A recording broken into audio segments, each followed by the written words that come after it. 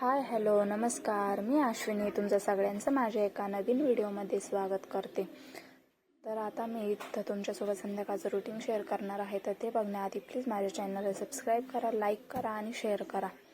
तर आता इथे वाजले होते संध्याकाळचे 6. तर 6 वाजता मी तिला झोपवलं. तिला झोपवून येता तर 6:30 वाजले होते. तर 6:30 वाजता मी पीठ मळून ठेवलं सर्वात आधी. तर ती झोपल्यानंतर आणि लगेच इथं भांडे घासायला घेतले. मी रोज 6 वाजता तिचा झोपण्याचा टाईम ठेवला आहे. रोज 6 वाजता मी तिला झोपवते, कारण 6 ते 7 माझा स्वयंपाक आणि स्वयंपाकाची भांडी होऊन जातात.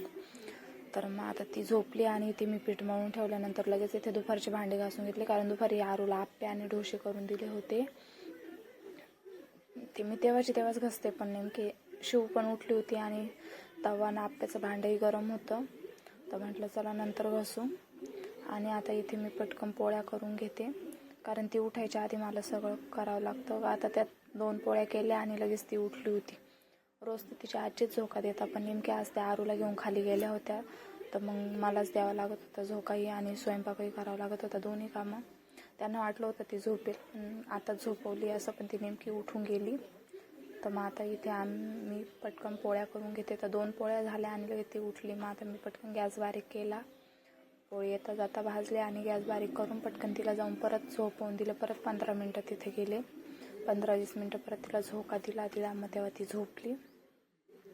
आता तिला झोपवून आले आहे, म्हणजे ती पूर्ण नाही झोपली, पण मग चालली वळवळ. मग आता येता जाता झोका देते.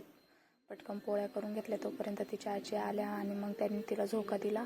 आणि मग मी इथे पटपट माझ्या पोळ्या करून घेतल्या आणि भाजीसाठी कांदाही कापून घेतला. पोळ्या झाल्यानंतर तर बघू शकता कांद्याने मला किती रडवलं.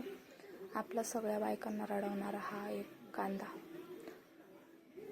तर माझ्या आता इथं पोळ्या झाल्या, कांदा कापून झाला आणि टमॅटोही कापून झाला. तो मी आता तेलात गरम करून घेतला आहे. आणि इथे मी आता पनीर तळून घेते. पनीर तळल्यानंतर लगेच पनीर जोपर्यंत तळत होतं तोपर्यंत मसाला दळून घेतला. आम्हाला भाजीमध्ये कच्चं नाही, तर असं परतवून टाकलेलं पनीर आवडतं, त्याच्यामुळे मी नेहमी परतवूनच घेत असते. तर मी आता इथे पनीर तळून ठेवलं होतं आणि इथे मसाले टाकून ग्रेव्ही शिजवून घेतली चांगली.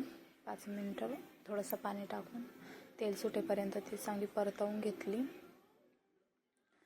मी भाजीला गरमच पाणी टाकते.